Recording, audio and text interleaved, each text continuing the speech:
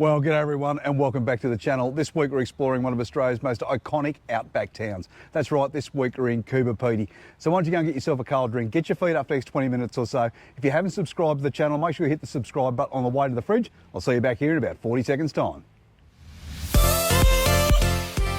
Hi, I'm Steve. And I'm Alison.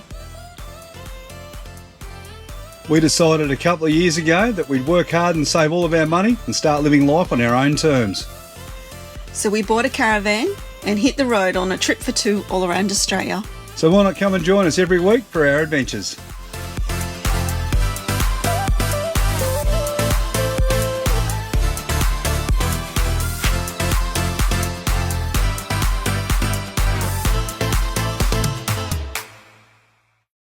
Well, good morning everyone. We've come into Coober Pedy. I've got the sun blaring in my eyes at the moment. Check out this sunrise. Absolutely love them. Anyway, we've come into the Big 4 Caravan Park here in Coober Pedy, and we've come onto a power and water site, and I'll give you a bit of a look around while I'm talking. Now, as you would have seen when we were on our way out here on the Oodnadatta Track, we managed to break a water pipe and lose all of our water. So we're going to come into town, we're going to do a few repairs, get all that sorted out so that we can continue on with our journey. But while we're here, we definitely want to go and check out, some underground mines, maybe an underground home. We'll go look at some, I think there's a very famous underground hotel here, also a church. There's quite a number of things to come and see while you're here in Coober Pedy, but we'll be here over the next 3 days or so. I've got to wait for the home hardware to open tomorrow because it's closed on Sundays. We can go down and get the T-barb that we need to fix up the water pipes underneath, or the water tanks, so we can get some water back into those. But the van park itself, it cost us, I think it was about $64, $65 a night, which is fairly bloody expensive considering where you are. And the description that they give you about where you're going to stay is very, very accurate online. So it's just a large gravel area based on red dirt. But I've got to say, it's not too bad up here. It's been fairly quiet, although even though you can't see too many vans around us at the moment, it was pretty full when we come in yesterday. So a few people have already started to shoot through for the day. There are two different types of sites that you can do here. You can do a power and water site like we did, and we had to do because we had no access to water, or you can do just a powered site. Now, the difference between the two is because we're having water up here, I think we're paying like an extra $25 a night, but we are in the desert and it is a valuable resource out here, so you definitely pay for it.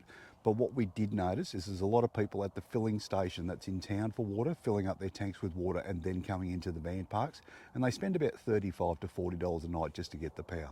But anyway, I'll give you a bit of a look around the caravan park, and then we're going to head out today and maybe even go and do a mine tour. So here's our site in the van park, and as I said before, you are out in the gravelled area. We're just thankful to be able to get some water into the caravan, but it was level and it was quite comfortable, plenty of room out on the site if you choose to stay in this area. There was plenty of other facilities around the caravan park, including camp kitchens and recreation areas, and of course it comes with amenities blocks. There was this one here that was in the powered only section, and we had a smaller one over in the power and water section if you need to use those sorts of facilities. There was also, surprisingly, a pet wash there, so you can come and wash your dog if they've got a bit dusty out on the trails, and of course a great laundry facility, and I think these washing machines were going the entire time that we were there. Of course it comes with a dump point, but it had some great public areas, including some public barbecues that you can use, and they're scattered throughout the park. And this swimming pool, I had to film it this early in the morning because there was just so many people in there every day. If the sun's not your thing, there were some great shaded spots there. I'd suggest you book these before you arrive, but it is a great place to come and stay.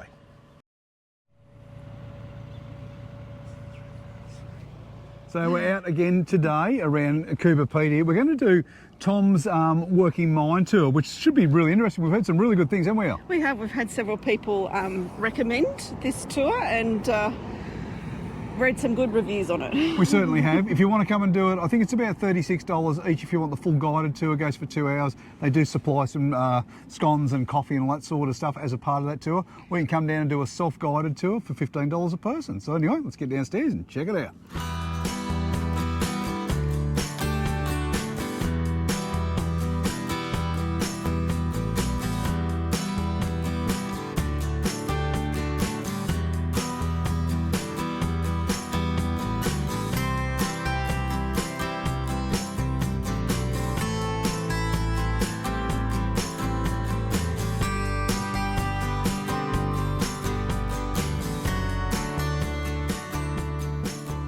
Ali and I booked ourselves onto the full underground tour. Our tour guide for the day was Paul, absolutely fantastic, quintessential Australian. He's been mining out here since 1981. His knowledge, even though I know nothing about mining, was absolutely fantastic, and he was so engaging. Great day out. Let's go. Contact. I'm not going to change that system because when you take it away, but when there's a starter button, you push it, and if you do it too lightly, it welds itself and it stays on and cooks the motor. Yeah. But it's going. Beauty. So anyhow, if you come in as a $5,000 parcel, and you say, he says, how much? You say 2,500. Do you think he's going to give you 5? No, shake your hand straight away. Of course. Now where I'm leading to with this is Tony goes, how much you want for this big parcel? I said, Tony, we want 260,000, and his arm flew across the table. My partner's face went, oh no, we've priced it wrong. In other words, he's accepting the 260. But since he grabbed my hand, he goes 240,000, and I said yes straight away. And for the reason for that, we'll talk about that. But anyhow, John was relieved too. The other thing they give you on the full tour is access to a black light, so you can find some opal in the rock as you look around the mine.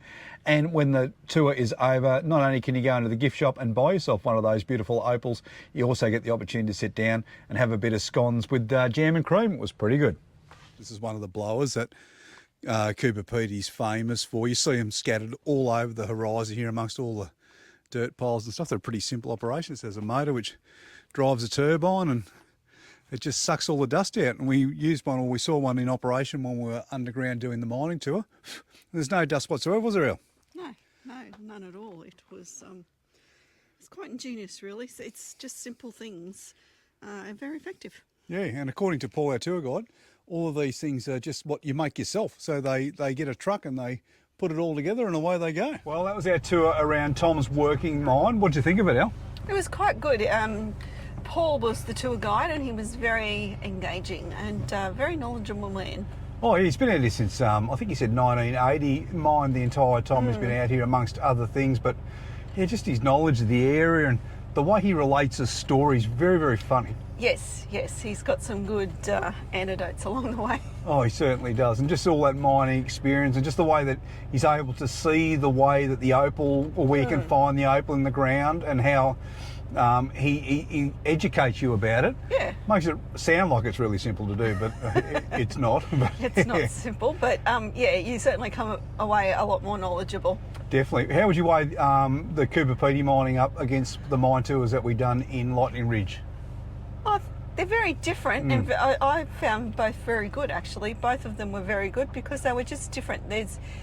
I know they're both opal areas, but it's a different way they mine in the two different areas. Yeah, so it was interesting to see. You can start to see a difference as we've got around Australia. Definitely, it's a real contrast. So if you're thinking about doing one or the other, you probably should come and do both, because they are both very, very different towns and different sorts of opal that they mine. Yes.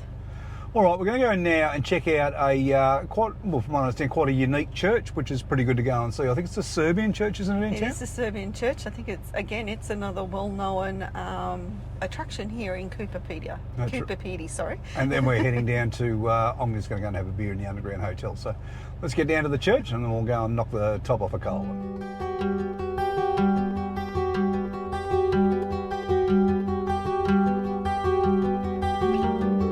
So next stop for us today is the Serbian Underground Church. It's a $5 entry fee by donation. There's a box at the front that you can drop your $5 into on your way in. The church itself was carved by Serbian opal miners between 1992 and 1993.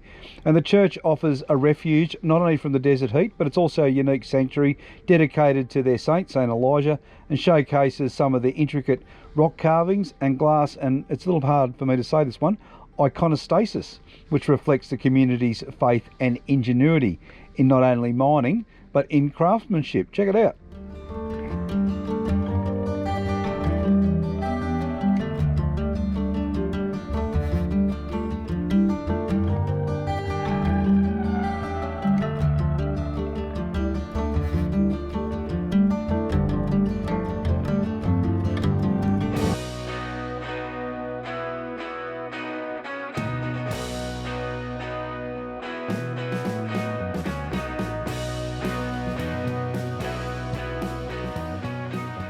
Well, we've slipped into the Desert Cave Hotel for a quick beer, but it's a little bit more than just an underground bar. It's also an underground hotel, so you can come and you can stay here, and the rooms have been dug out, very, very similar, I suppose, to the dwellings that the people live in and around the town, just so that when you come into town you can experience that. So we're certainly sticking that on the list for the future. And then, as I said, there's the bar, but there's also shops, and there's an Opal Interpretive Centre here. And when you go downstairs, it's like a museum or an information area. You can go down and get a lot of information on opal mining in the town, and the town's history, and how the people live, and some characters and things like that who've lived in and around the town over the years. But it's a great experience and definitely worth a visit to pop in. And if you're not having a beer, you can grab yourself a cappuccino at the bar as well.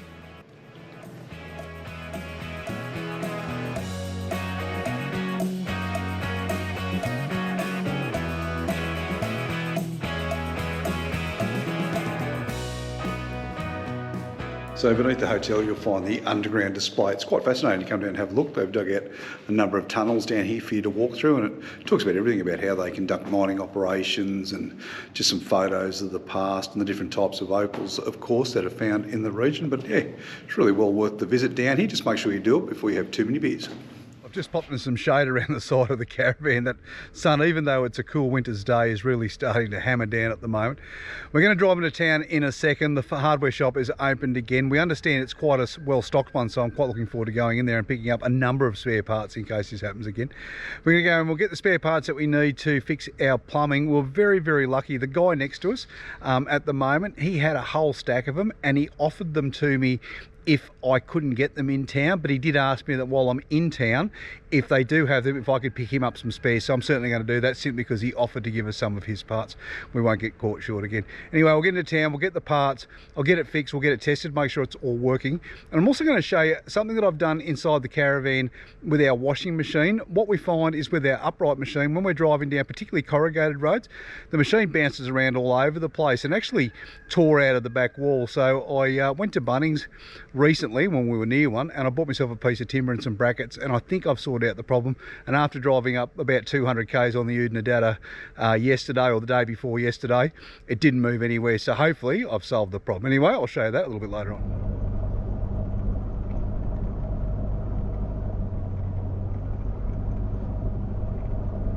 So I've fixed our pipe. It's a little T-barb that goes in here, but the way I had it protected is I had the conduit. It was all the way down to here, and the other side I'm about to put back on, that was right down to here.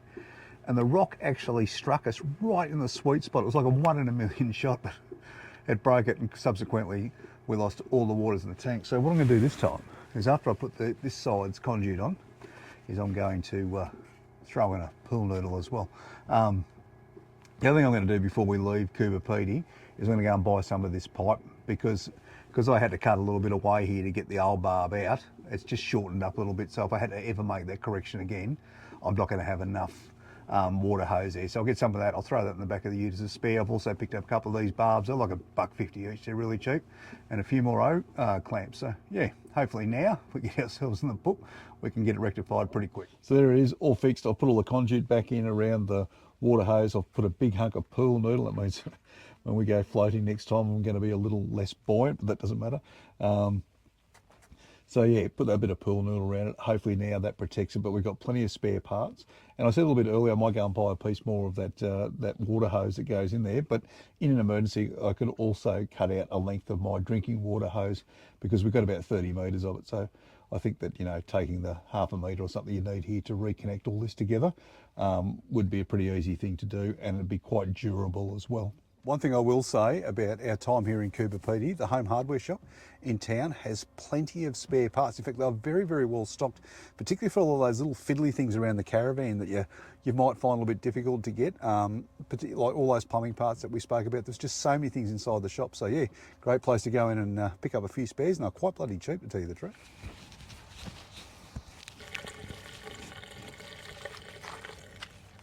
So the next task is our washing machine. Now, if you have one of these stand-up washing machines in the back of your caravan and they stuck in a shit bracket for you and it starts tearing out your back wall, this is the way that I was able to solve that problem, and it's worked quite well, particularly when we've got onto the corrugation. So I'll show you what I've done. If you have a look in the back here, sorry, the washing machine's going at the moment, but You can see I've got a bracket here. Now this bracket was originally put into the wall at the back, which is just like a plaster wall. It was bloody rubbish. And it just tore out in the end. So I filled the hole with some bog, and then I went down to Bunnings and I bought a piece of timber like you can see here and just cut it to width.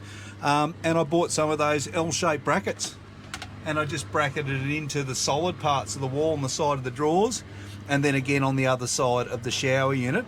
The other thing I had to do too was I had to just relocate this tap. Now that was really easy because this tap in our Caravan, it just screws in here. So I just undone those screws from on the inside wall and put them out here onto the board, and then just braced it all in, and it's worked perfectly ever since. We don't have this tearing out anymore.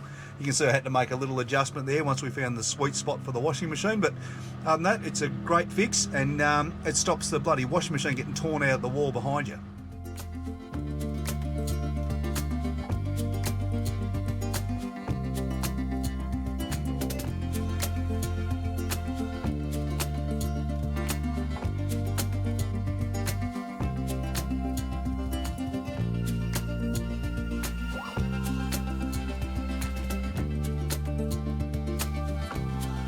So we come out to the big winch here in Coober Pedy, get a great view back out over the town. And one thing I do love about Coober Pedy, and you don't see a lot of them these days, is they have their own drive-in theatre. Check it out.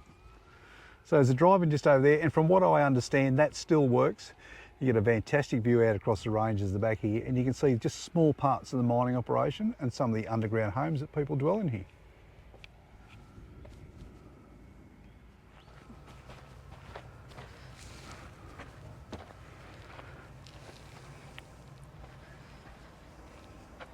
So just in front there you can see the Old Timers mine. I'd say that's a very similar mine to as the one that we done, as are quite a few different tours you can do. So just do your research and pick your poison. We really enjoyed the one that we done this morning. It was quite good, wasn't it, Al?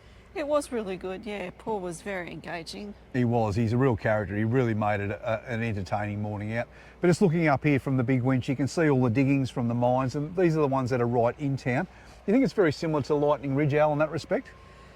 I think it is, yeah. There's a lot of similarities to Lightning Ridge, yeah. Yeah, there is, particularly with all the mines that are just right in town, and everywhere you drive you just see another one here, there and everywhere, even amongst all the underground homes and stuff that Coober Pedy's famous for. But looking out here across the tops of the hills in front of us, you can see right out across the plains there, and it's quite green at the moment, which makes it really beautiful. I had some rain through here about 6 weeks ago apparently, and it's really livened things up. All right, we're going to head up and check out the big winch.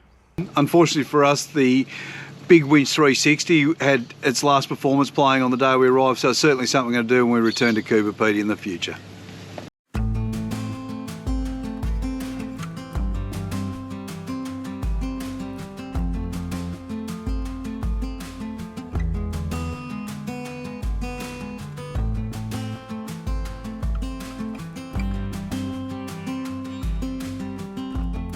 Well, for the first time on our big lap around Australia, I've finally busted out the fly net. We've had them, or been carrying them around now for the better part of 2 years in the back of the car, but it's just, they are insane here. And there comes a point in the day where enough is enough. But it's such a beautiful sunset when you come out here to the Breakaways. It is well worth the drive to come out and check them out. It's absolutely stunning.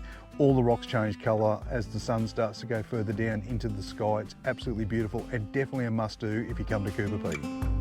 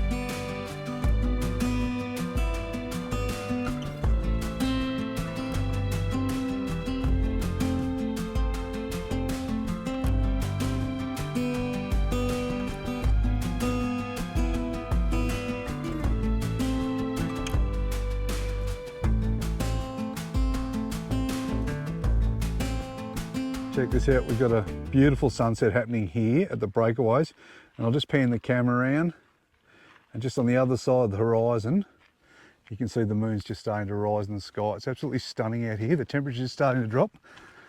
But the flies have not died off yet, the little buggers.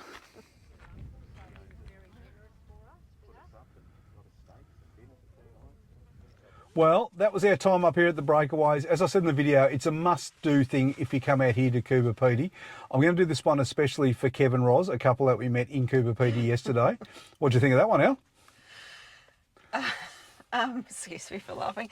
It was beautiful. Watching the sun go down over the features, it's quite spectacular and something very different to see. It's very unique, the scenery out here. Yeah, it's beautiful. It is. The colours just absolutely explode as the sun gets a little bit lower in the sky. And then just like Uluru, at a particular point, it all just turns back to its, like darker grey sorts of colours, doesn't it? It does. Yes, it does.